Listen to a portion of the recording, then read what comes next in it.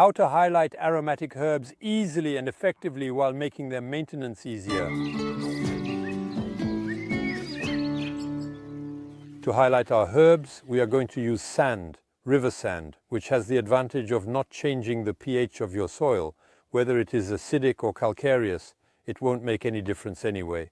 But before that, you need to thoroughly weed your soil. We are going to remove all the weeds, the unwanted weeds among our good herbs. What is important when you are going to remove weeds among the aromatic plants is to refine your soil well. It needs to be as fine as possible. When using aromatic herbs in cooking, it is important to know the varieties and species well. Therefore, it is important to label them in the garden. For this, you can simply use pieces of wood. In this case, it is chestnut. The first time you put sand at the base of aromatic plants, I recommend applying a layer between 5 and 10 centimeters thick at most.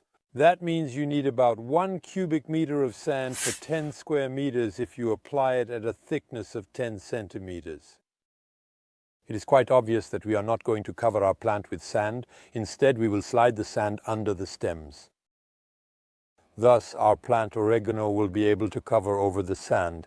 The advantage of the sand is that it makes the green stand out. When you have aromatic plants, for instance, when you slip, the plants cut well. Moreover, unlike aromatic herbs planted in the middle of a lawn, for example, another advantage is that the sand helps to keep slugs away.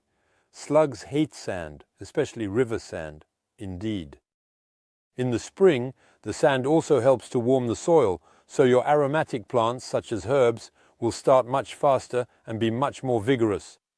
If the aromatic herbs are completely and thoroughly covered with sand, you might notice that it gives the whole setup a bit of a southern and rustic feel. Also, know that it will be much easier later on to weed and remove the bad weeds from among the good herbs.